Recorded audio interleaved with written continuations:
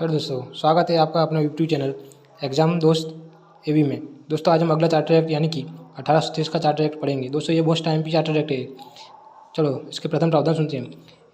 इस charter act अधिनियम से तहत कंपनी के भारत के साथ व्यापार करने का एकाधिकार को छीन लिया गया। दोस्तों आप याद रखना है, किंतु उससे चीन और पूर्वी देशों के साथ चाय के व्यापार को अगले 20 वर्षों के लिए एकाधिकार प्राप्त रहा।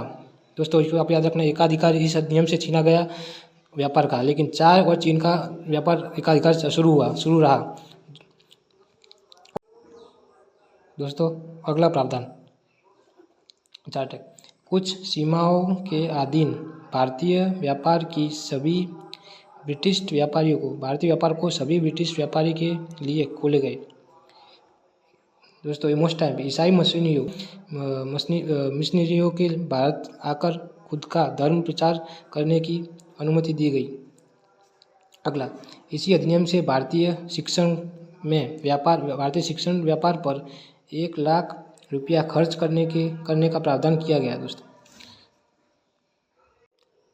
दोस्तों अगला चार्टर एक्ट 1833 चार्टर अधिनियम।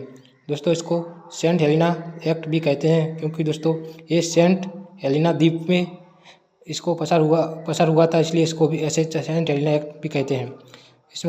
इसके मोस्ट टाइम पे प्रावधान। दोस्तों इस अधिनियम से चीन और पूर्वी देशों के साथ चाय का व्यापार एकाधिकार को छीन लिया गया, समाप्त किया दोस्तों इस अधिनियम से, और इसके द्वारा कंपनी के व्यापारिक अधिकार पूर्णतः समाप्त हुए। दोस्तों ये मोस्ट टाइम भी कंपनी के पूर्णतः व्यापार अधिकार किस अधिनियम से समाप्त हुए, दोस्तों आपको याद रखना है। इसी अधिनियम से बंगाल के गवर्नर जनरल को भारत के गवर्नर जनरल का पद मिला। दोस्तों आपको याद रखना है, भारत का प्रथम गवर्नर जनरल था लॉर्ड विलियम बेल्टिक। दोस्तों आपको याद रखना है कि इस अधिनियम से बंगाल के गवर्नर जनरल को भारत का गवर्नर जनरल बनाया गया। दोस्तों आपको याद रखना है।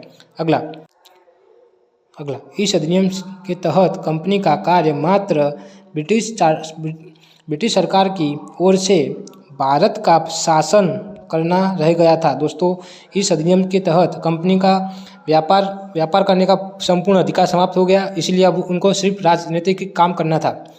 अगर दोस्तों आपको वीडियो पसंद आया हो तो ही चैनल को सब्सक्राइब करना, और दोस्तों आपका कोई सजेशन हो तो कमेंट बॉक्स में ज़रूर बताना।